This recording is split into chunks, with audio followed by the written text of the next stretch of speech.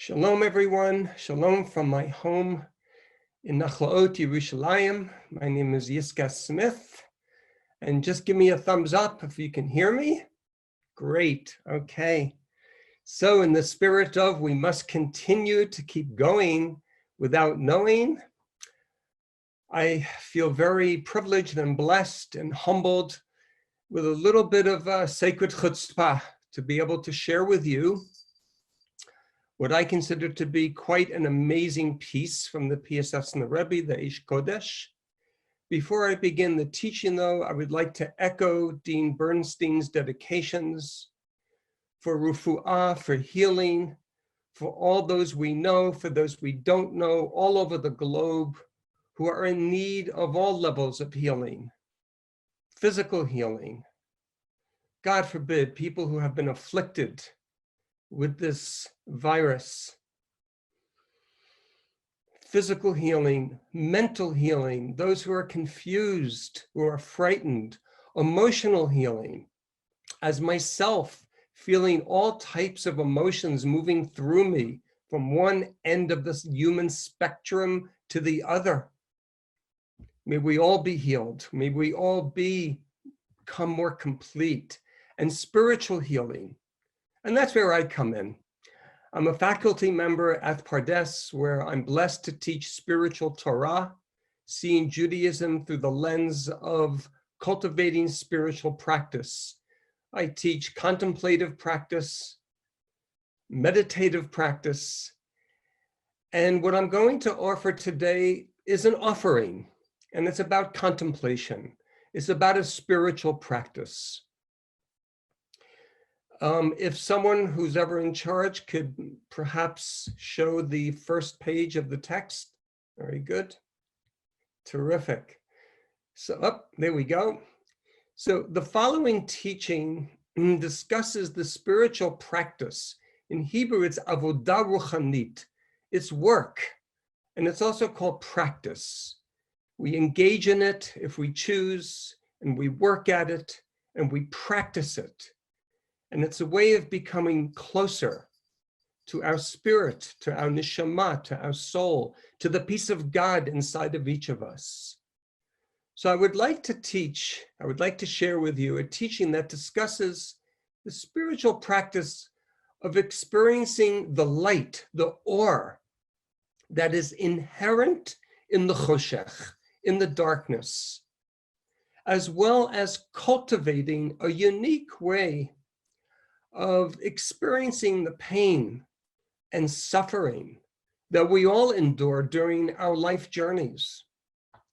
This is based on a teaching by Rabbi Kalanimus Kalmish Shapira, the Piasetzner, from his classic book, Eish Kodesh. He delivered this, and I would like you to just imagine, ledamyen in Hebrew, when he delivered this in the Warsaw Ghetto on the 20th of January, 1940. He was already in the ghetto since Rosh Hashanah, after the Germans invaded Poland and invaded Warsaw. This was about 5 months later. A few months later, the walls would be built by the Jews, and we all went into an imposed isolation and quarantine, so to speak. This was a few months prior. It was in the middle of the winter. People were cold. People were hungry. There was not proper medical care. There was not Zoom for us to feel connected to the rest of the world. Imagine what he was feeling when he delivered this Torah. But before I share with you the PSSN's teaching from January 20th, 1940 in the Warsaw Ghetto, I ask all of you, and I ask me, is it the darkness itself that we all experience at times that frightens us, leaving us unsure of when and where to take the next step, and being confused by the lack of a well-lit, clear path? Or perhaps, is it the pain and the suffering inherent in the darkness that we endure along our life journeys that we tend to dread. We even try to deny it. Or is it perhaps the challenge to hold on to and to sustain our belief, our emunah, our bitachon, our faith and trust in God, or in however we understand the divine power during these trying times that causes us the most despair? I suggest that all of these are organically intertwined with each other. Each of these contains and is contained in each other. I would like to ask further, when we are in the midst of darkness, as many of us feel with the current situation in the world, when we are in the midst of darkness and the ensuing confusion and suffering in our lives, where we must continue to keep going without knowing, isn't what so many of us inwardly desire and actually need is to acquire the means and the spiritual practice to experience this in a less severe, in a less bitter way, perhaps, in a less disconnecting, and in a less lonely way. Today, there's a growing crisis. Even before this crisis, there's just been sociologically, all over the world, culturally, a growing crisis of loneliness, of disconnection from self, of alienation from self and from others. Perhaps this teaching from the Piasetzna will inspire you a little, just a little. The Piasetzna Rebbe provides us with an inspiring insight that guides us along the unclear map when encountering darkness and suffering. Yes, it hurts. This is not a cure-all. No one's going to wave a magic wand and the pain goes away. And it can hurt terribly, physically, mentally, emotionally, spiritually. Yes, the pain at times is overwhelming. And yes, it can paralyze us and significantly threaten, or at the very least, compromise the sustainability and integrity of our belief system. How are we encouraged to move through this space and simultaneously remain faithful to the experience? And I urge all of us to be faithful to our unique, authentic, individual experience and to our true, authentic inner selves. How? I want to caution you very strongly that this is not the absolute cure-all prescription for enduring suffering, darkness, confusion, a sense of feeling overwhelmed. Actually, there is no single teaching in our tradition that resonates with everyone at all times.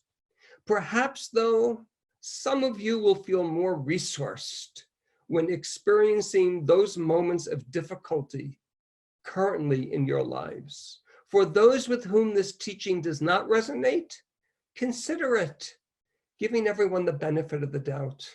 Consider it the efforts of a compassionate and loving spiritual shepherd to provide comfort to his flock in 1940 in the cruel, lonely, cold, terrible Warsaw Ghetto, and yet he tried to provide light. When the Piasetzna taught this, he himself was thrust into trauma and pain, beyond what any one of us can imagine, even in today's current world situation. And as Dean Bernstein mentioned earlier, who would have imagined last Rosh Hashanah and Yom Kippur and Sukkot and Shmini Atzeret, even Hanukkah, who would have imagined where we are now? Surely we cannot imagine what it was like to have lived under the conditions in which the Piaseczna taught what he is teaching. Coupled with his own sense of dismay and suffering, he felt called upon to provide some type of guidance for his followers in the Warsaw Ghetto. I urge you, open your hearts.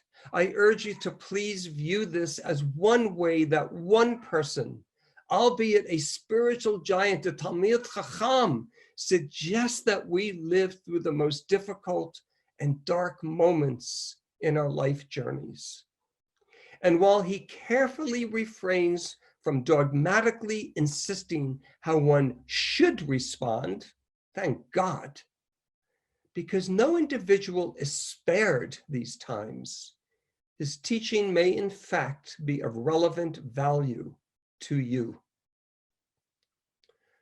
Can we see the second page, please, of the source? Thank you. The Piaseczner's teaching is based on two verses in Shemot, in Exodus, in Parashat B'Shalach. I'll read the English and then I'll read the Hebrew. Exodus 13, 21 and 22. And the Lord goes before them by day in a pillar of cloud to guide them along the way, and by night in a pillar of fire, providing them with light, so that they could travel day and night. He did not remove the pillar of cloud by day, nor the pillar of fire at night from people. Shemot Yud Gimel Chaf Aleph Chaf Bet. V'Adonai holech lefnehem yomam ba'amud anan lanchotam haderech v'layla ba'amud esh laha'ir lahem lalechet yomam v'layla lo yamish amud ha'anan yomam v'amud ha'esh layla lefnei ha'am. Until this verse, and I rely on a translation from the original Hebrew by J. Hershey Wash. Also, I will share with you my own understandings of the original Hebrew. Until this verse in this section in Parashat B'Shalach, all the preceding text is stated in the past tense, as in Exodus 13, 17, when Pharaoh sent out the people, B'Shalach, Moses took Yosef's remains with him, Vayikach. They traveled on from Sukkot, Vayis'u, and encamped in Etam, Vayachanu. But this verse, my friends, this verse, and the Lord goes before them, V'Hashem holech lifnehem, is the first time in this section in which the text speaks in the present tense. We learn in the Midrash, in Bereshit Rabbah 51:2, that the phrase, and the Lord, V'Hashem, always connotes God, the Lord, and his court of law, Hu ubeit dino. And so we ask, what aspect of judgment was hinted at in this verse, and the Lord goes before them? The fire, the word connoting judgment, according to the Piaseczna, was for the Jewish people's own good, since it lit up the darkness for them. What then is so judgmental about the text, connoting God and his court of law? Rashi explains that the verse, and these are the laws that you must set before them, in Mishpatim, in Shemot Chav Aleph Aleph, Exodus 21:1. Ve'ela hamishpatim asher tasim lifneihem. Lifneihem. It means that the laws should be set out like a table laid before them, so that each individual should find the Torah arranged plainly and clearly for him, for her, according to each one's capacity to understand. So the Piaseczna is drawing our attention to the phrase lifneihem. Lifneihem in this pasuk in this teaching, and lifneihem in ve'ela hamishpatim, before them. I myself would like to add the following. I would like all of us to focus for a moment on the word lifneihem, before them, in front of them. This word is connected to panim, which means face, which in turn connects to bifnim, which means to go inside, within, which then evolves and develops into panimiyut, which is inwardness, internal, inner.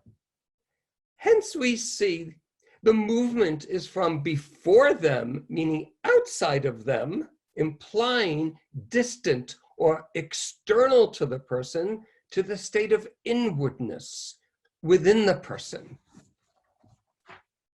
The PSSner continues, this is also what is meant by the words in our text above, and God goes before them. V'Hashem holech lifneihem, meaning God and his court of law are before them, lifneihem, adjusting and setting the judgments according to the particular needs of each individual Jew, to be within each and every individual in a unique way. You see, Chavra, today, the current virus, this is the darkness. There's one virus that has attacked the whole world. How each one of us feels the severity in the darkness is the implicit, is the inner, is the subjective judgment that the Amud HaEsh comes to illuminate. Depending on what we do with our feelings, with our confusion, with our anger, with our fear, with our upsetness, everyone in this room is experiencing the darkness differently. How we experience it is the Amud HaEsh. What we do with it is how we see illumination. This is why the PSSna believes that the judgment is plainly and clearly beneficial, lighting the darkness for each person. And I want to sidebar for a second. I never liked when my rabbis used to say years ago to me, when I first came into Judaism, observant Judaism and spiritual Judaism 45 years ago, Gamzu l'tova, don't worry, Yiscah, this also is for the good, it's also for your benefit. I really resented that. I really, really resented that. I didn't want someone who really didn't know my soul telling me that my suffering was for my own good. But I can hear it, and I hope you can hear it from the Eish Kodesh, because he's speaking to his own experience. He believes that what we can do with whatever is going on inside of us, that in of itself is not good, but it can bring us to a much better place, that without which we would not be. Each expression of judgment is in fact for each one's own benefit, as it can if we choose. If we accept it and honor it and work with it, it can illuminate the darkness within the person's experience. So much so, he continues, that we must use the judgments and use the suffering that we endure properly. And what does that mean? To use, to actually use as a tool. Not to just say, oh, this is for my own good, God loves me, I have nothing to worry about. No, I have a lot to worry about. I am afraid, I am confused. But now the Rebbe, the PSSna, is teaching us, use it, meaning to utilize one's feelings to somehow dafka, specifically strengthen our connection and relationship with God, to keep going day and night, lalechet yomam v'layla, to continue going in the spirit of we must continue to keep going without knowing. We learn this from that part of the text that speaks in the present, That's why this is in the present tense. And it refers to the necessity for the Jewish people to keep going day and night. Keep going. Furthermore, the PSSNA continues, from what we have already said, the deeper implication becomes apparent and clear. Not only when the going is revealed to be good and easy, that's the pillar of cloud, the Amud Hanan, by day. Not only when life is good and easy must we go in God's ways, climbing higher and higher spiritual heights, but also when, God forbid, we are in pain and darkness. For when a person enjoys generous good fortune, it is easy for him to be in relationship with God joyously, passionately, and with love. Nevertheless, when a person is suffering, hu b'tzara, when a person is suffering, God forbid, the person must somehow take advantage of that situation also. This is what the PSSNA is asking of himself and what he's sharing with his flock. How can I take advantage of this? To be with God, with the broken heart, and with an outpouring of the soul. In the Hebrew, he says, Yishamesh b'matzavoze. How can we hishtamesh bo? How can we use it? We learn in Brachot, in Masechet Brachot, in Talmud Brachot 3a, Daf Gimel Amud Aleph. Beautiful, inspiring teaching that the PSSNA brings down to remind us. When Rebbe Yossi entered one of the ruined homes of Choravah in Yerushalayim to pray, he heard a bat kol. He cried and he heard a bat kol when he came into one of the destroyed buildings in the city of Yerushalayim. We then learn that Rebbe Yossi was told by the prophet Eliyahu, he had a vision from Eliyahu Navi, that the bat kol speaks not only in the ruins, but whenever Jewish people go into a synagogue in order to pray. Especially when Kaddish is said and we all reply, Yehei Shmei Rabbam Avarach. Why then did Rebbe Yossi not hear his echo when praying in his own synagogue? And by extension, we for that matter. We do not presume, the PSSNA continues, to understand the essence of Rebbe Yossi's experience, but the lesson in it for us is this. Oh, Chevra, it was precisely because Rebbe Yossi was praying amidst the ruins of Yerushalayim, because his heart was broken, nishba libo, in response to the destruction, all the chobanot around him, that he was able to hear the heavenly echo. And the PSSNA concludes, and so it must be with us. When our reality may indeed be very sad and bitter, regardless of the bitter reasons, we have much more free time, he said. Let us not waste this time. Let us not waste this opportunity. For example, and however, this is what we are doing right now. Let us recite Tehillim, Psalms. Let us learn Torah together. Let us pray. Let us pray. My gosh, last night I was part of a Pardes, a student of Pardes led us in a virtual via Zoom, Havdalah. We prayed together, we blessed together, we sang together.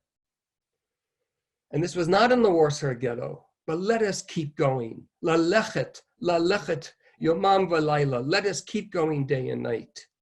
And then he finishes, he concludes, and the Lord, whom is merciful, will have mercy and will turn the judgments around so that they become entirely beneficial, going before them, lifnehem, meaning going within each and every individual person, to meet each individual need.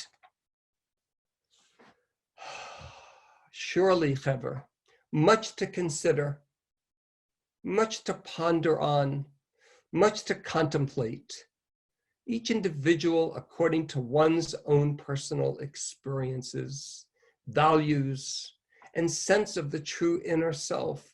Only each one of you truly know what you're enduring right now. All we can do is share each other, as the Piaseczna did, his insights, his experience. Before I move on, I just do want to address, there's a few questions.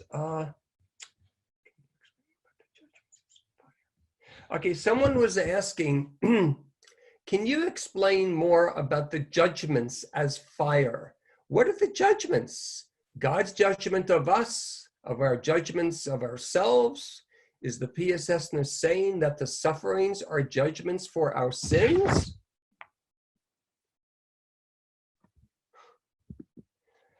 I'd like to, no. He never mentions at all that any of this is a punishment for sins. He doesn't go there. He doesn't go there. That's not in his spiritual practice. He's not a person to issue judgments, and he doesn't, in his 7 Sfarim, he doesn't speak, he doesn't write, he doesn't rely on the Gemara teachings, on Shulchan Aruch, on the Zohar and Kabbalah to tell people and to demand of people that they realize that this is a punishment. What he's saying is, I'll try to clarify it. I have a few minutes before I move to the next section, that the darkness in today's terms, how we are experiencing it, the darkness is in fact this virus. That is the darkness. So when in other words, the sun sets, the stars come out, there's darkness. The Amud Ha'esh, the fire, the pillar of fire, the reason why it's Lifneihem, and as the Piaseczna teaches, it's not a pillar of fire from outside of you. That's the Pshat. Of course, that's the Pshat. But he teaches that this pillar of fire is Bifnim, meaning the fire is in fact whatever sufferings we are enduring in this darkness. If we use it properly, it will come to illuminate the darkness.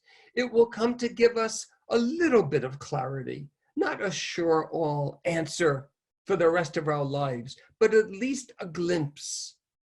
You know, Rav Kook once taught that there's 2 ways to have an illumination based on in Kabbalah. One is called Iterutad Le'ilah, and the other is called Iterutad Tata. An arousal, an awakening from above, and another is an awakening from below. What does that mean? If I'm in a dark woods, a forest, I'm in a deep, it's a new moon, and it's cloudy, no stars, no moon, it's pitch black. I don't know where I'm going. And of course, all this chevra is metaphoric, as well as physically real. One can be in this situation. And all of a sudden, there's a lightning bolt. That's from above. And in a split second, I realize if I would have gone 1 step further, I would have fallen into a pit. And as soon as I realize that, the lightning bolt is gone and I'm back in my darkness. But at least at that moment, that little bit of fire, when I was lost and didn't know where to go and didn't know what to do, there was help from above. There's another type of Amud Ha'esh, and that's the fire from within. And that's if the person realizes, oh, you know what? I forgot, I have a candle. I'm going to light this little candle. It will not light up the entire forest like the lightning, the bolt of lightning.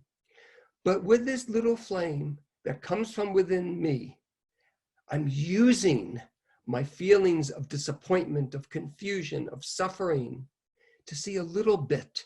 And I realize if I were to go 1 step further, I would fall into a pit. So you see, whether it's the light from above or the light from below, the light from outside of us or the light from within us, what the Piaseczna is suggesting is use all those feelings that we want to run away from. Come on, don't we all just want to run away from those feelings of economic stress and not being able to be with, my grandchildren can't come to visit me. So I get to see them on Zoom. I get to see my little 10-month-old granddaughter on Zoom and on WhatsApp. It's beautiful, but I can't hold her. To take all those feelings of frustration, of suffering, whatever they may be, and use them to cry out to God, to cry into God, to cry into our inner selves, to learn and to dedicate learning for others. And we know that Torah Ora, that the Torah gives us light. Ner mitzvah v'Torah or, it says in Mishlei, that the mitzvah brings light, the Torah brings light. So I hope I'm answering the question to your satisfaction, whoever asked it, that the judgments, they're customized for each one of us, not as a punishment, but as an invitation for each one of us to use them for the reason they were created, which is the same reason, by the way, God gives us wonderful feelings of celebration and gratitude, to use them for the very same reason, to be closer, to find a place where we can be more grateful, to find a place where we can feel more connected. Okay, now, holding this teaching, and I ask you to hold it with softness, with gentleness, rakut, adinut. Alongside this teaching, I would like to share some thoughts from Viktor Frankl in Man's Search for Meaning. I believe that's page 4 of the, yes. Two very different individuals indeed. One from Vienna, one from Warsaw. While they both experienced similar darkness and unimaginable suffering during the Shoah, during the Holocaust, their positions in their respective communities and their relationships with God, the Torah, and Jewish tradition differed in no small way. They were more dissimilar than similar. And yet, I cannot but help see similarities in their wisdom. Actually, it is jarring and somewhat eerie how aligned some of their conclusions are with each other. A Hasidic Rebbe who teaches Jewish meditation and spiritual Torah in Warsaw, and a psychiatrist in Vienna who's enlightened and living more in what he would have considered the modern world of psychiatry. Viktor Frankl's experience in Auschwitz actually confirmed one of his own key ideas before he went into Auschwitz. This is an example, by the way, people, friends, students, teachers, colleagues, chavre, of seeing that the suffering can be light, that he actually felt confirmed in one of his key ideas by being in Auschwitz. Quote from Man's Search for Meaning: life is not primarily a quest for pleasure or a quest for power, but a quest for meaning. Meaning. Do I matter? And if I do, why? And if I do, how? And if I don't feel my life has meaning, why not? Suffering, he continues, in and of itself is meaningless. And I believe the Piaseczna was saying the same thing. We give our suffering meaning by the way in which we respond to it. And in the Piasetzna's words, how we use it. And that's how it becomes light. And he continues, this is incredible. What was needed in the face of such horrific suffering that he endured and witnessed was, quote, a fundamental change, a paradigm shift in our attitude toward life. Chaver, we're being asked right now, perhaps, to really sense and to be part of our own inner paradigm shift. We had to learn ourselves, he continues, and furthermore, we had to teach the despairing men, and by extension, women, for our own lives today, that it did not really matter what we expected from life, but rather what life expected from us. I ask all of you right here, quoting Viktor Frankl, what is life expecting of you right now? You know, we could all ask, why is this happening? And I've heard some different rabbinical leaders give all kinds of answers. It makes me want to like run the other way as fast as I can with such absolute surety. I rather ask the question and attempt to answer, what is life expecting of me right this moment? I believe in my life, what's life expecting of me is to share this teaching from the Piaseczna and Viktor Frankl with you. That's what life is expecting of me this moment.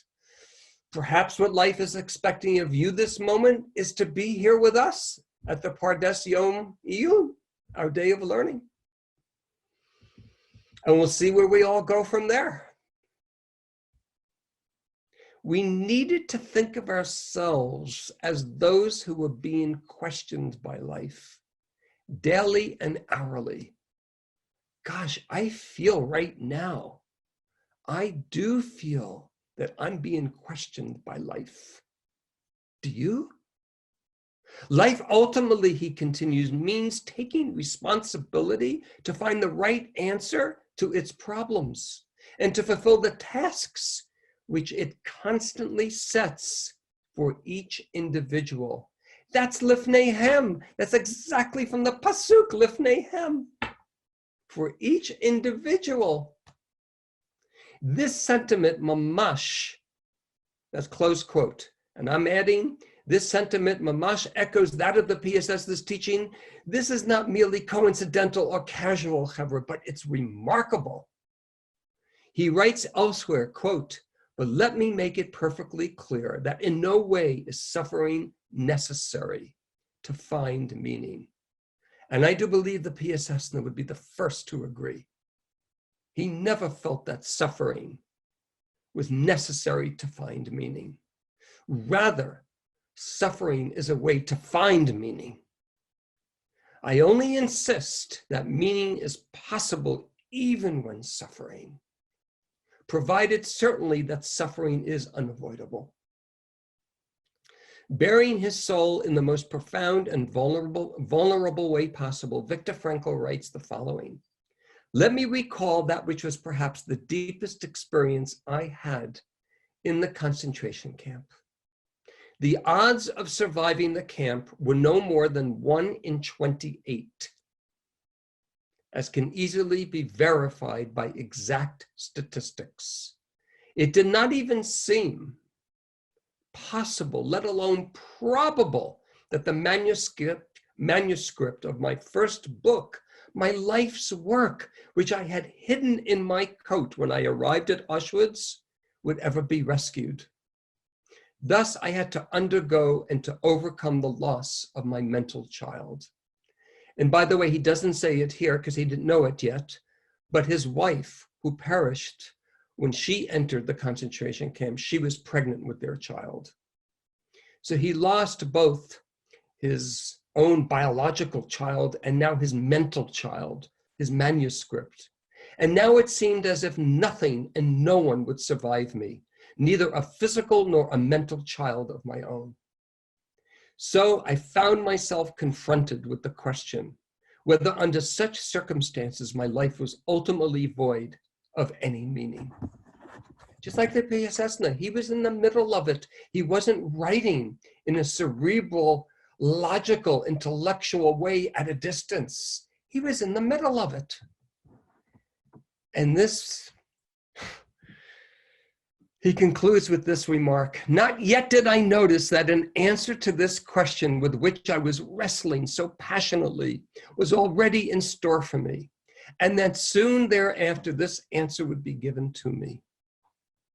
This was the case when I had to surrender my clothes and in turn inherited the worn-out rags of an inmate who had already been sent to the gas chamber immediately after his arrival at the Auschwitz railway station. Instead of the many pages of my manuscript, I found in a pocket. It's almost hard for me to say this without tearing up. If I tear up, I tear up, so be it. This is someone who was not an avid, observant believer in the divine origin of our Torah. And instead, he writes, instead of the many pages of my manuscript, I found in a pocket of the newly acquired coat one single page torn out of a Hebrew prayer book containing the most important Jewish prayer, Shema Yisrael. This is what Viktor Frankl was able to hold on to. Our prayer going back 3,400 years, not his manuscript, not his mental child, not his biological child, but Shema Yisrael. Viktor Frankl concludes, how should I have interpreted such a, quote, coincidence, other than as a challenge to live my thoughts instead of merely putting them on paper? It's worth repeating that for all of us. How should I have interpreted such a coincidence, in quotations, other than as a challenge to live my thoughts instead of merely putting them on paper? The opportunity to become free from darkness, confusion, and suffering requires remaining hopeful, demonstrating, Chevre, courage, and with dignity and unselfishness, believing in the God-given power of seeing light, seeing the Amud Ha'esh, that pillar of fire in the midst of the darkness. Indeed, Chevra, indeed. This is incredibly difficult, compassionate spiritual work. And humbling when we ponder on the fact that the Jewish people today, those of us listening to this teaching, we are the descendants, Chevra, let's not forget, of those minority who survived the enslavement in Egypt, who did not perish. According to the Midrash, only 20% made it out. It was those who believed that their lives were meaningful in the darkest of nights. We, in fact, are the descendants of the first generation of Bnei Yisrael, who saw the pillar of fire. They saw the pillar of fire that provided light and clarity in those moments of darkness and suffering. And may I suggest that perhaps even before the Torah actually records this physical phenomena, when they were already out of Mitzrayim, that this timeless bedrock and source of faith and trust, of seeing, experiencing, contemplating, meditating, engaging, encountering the pillar of fire, the Amud Ha'esh, B'toch HaChoshech, that our ancestors who came out of Mitzrayim, from whom we descend, were able to spiritually see each one their own pillar of fire from within. Every grandparent, every parent, every child, every man, woman, older people, younger people, all those who came out of Egypt at the Exodus, which we're going to celebrate in 2 weeks, a little over 2 weeks, illuminating their own personal night, each according to his or her own unique, authentic experience. With the divine's revealed presence, compassion, and guidance, may we, each one of us in our unique, authentic way, may we merit to do the very same. And I see we have a few minutes left. I have this is unusual for time to be on my side, I guess because it's not interactive as my classes usually are. I see there's a few chat remarks. Let me just see if there's any questions I can address. Is there a distinction in our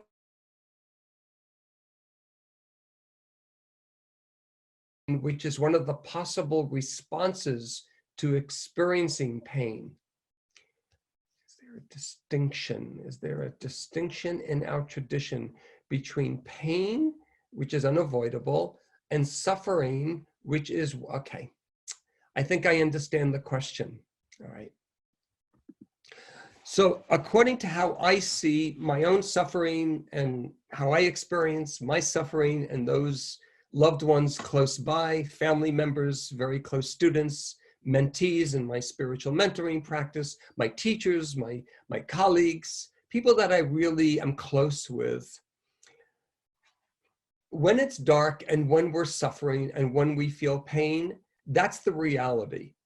This is where, and it's hard for me. I don't want to sound, God forbid, dogmatic. I don't want to sound arrogant. I don't want to sound like I know what I'm talking about. I really don't know what I'm talking about, but I believe in what I'm talking about. If you can understand the nuance in that. When we are in the midst of whatever the pain or the suffering is, we were bestowed an incredible gift by our Creator. And it's one of the ways we were created, B'Tselem Elokim, in the likeness of the Creator. We were created with free will, B'chira Chofshit. This is one of the ways we can model to ourselves and to those around us, and to be an Or L'Goyim to the entire non-Jewish world around us, what it means to be created in the likeness of God, in the image of God, what it means to be godly. It means I don't consider myself to be a victim of my own life. I don't consider myself to be a victim of circumstances that are beyond my control, external to my own inner capacity to express and to honor free will. So there is pain that's unavoidable. For example, a very simple example. I'm cooking in the kitchen, I'm cooking for Shabbat, and I'm slicing for my chicken soup, I'm slicing onions, I'm slicing carrots, I'm slicing celery, and all of a sudden, because I'm not mindful of what I'm doing, I'm not focused, I'm thinking of the Shabbat table that I'm going to host, hoping everyone will like my chicken soup.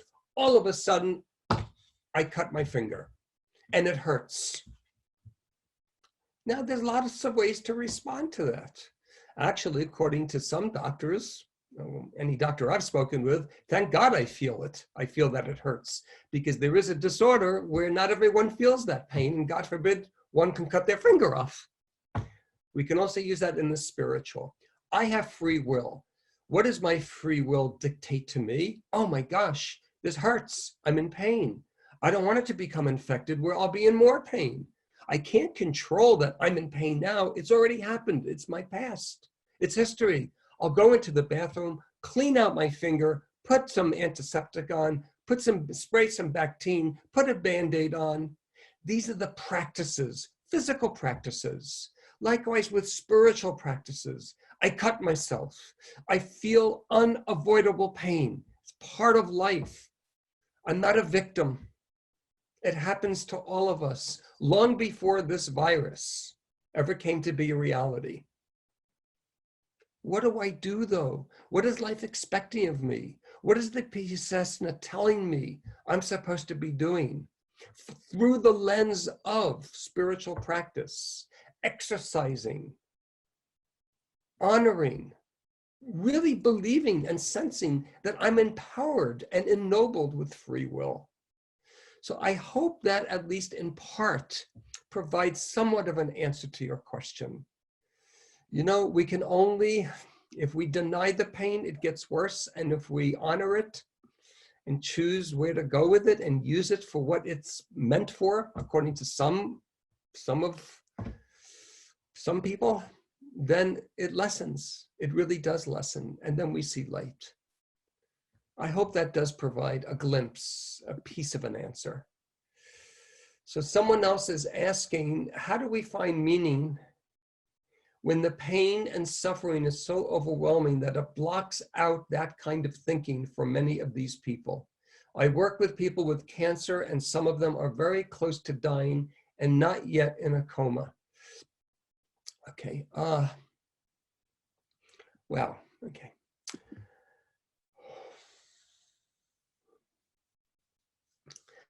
I want to hold the question. I need to hold it for a second before I dare even attempt to respond. My immediate response is, I don't know. I really don't know. But I feel that you're asking of me a little bit more. So through the lens of the Piasetzner, of the Baal Shem Tov, of the Baal HaTanya, of Rav Kook, of all the great Chazal teachings in our Gemara, of my teachers here in Yerushalayim and around the world, my life experience, I'll go out on a limb. I'll be a little bit chutzpahdik, like Rabbi Nachman says, it's azut kedusha. It's being chutzpahdik for holiness. To be with the person, wherever the person is, to provide spiritual companionship and ask the person what the person needs. What do you need from me? And I'll share with you the last time I was able to be present with my mom, may her memory be for a blessing, Zochana Livracha. It was shortly about 10 days before she passed into the next world. I was able to see her, and I sat on her bed, and she was going in and out. And I asked her caregiver, what do I do? What do I say to her? She was suffering from advanced pneumonia for maybe the 15th time because of complications due to Parkinson's. And the caregiver gave me such a wise piece. Sit there with your mom, hold her hand, and she will tell you what she needs. Ask her what she needs, she will tell you. So my answer to you and to all of us is ask in the many ways we can ask and be open to receive an answer in any way.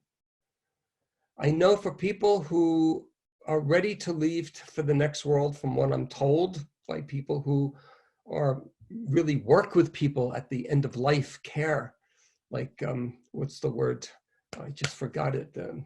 The type of nurses that work with end of life care, just sensing companionship and not feeling lonely and not feeling alone is maybe all, yes, palliative, thank you.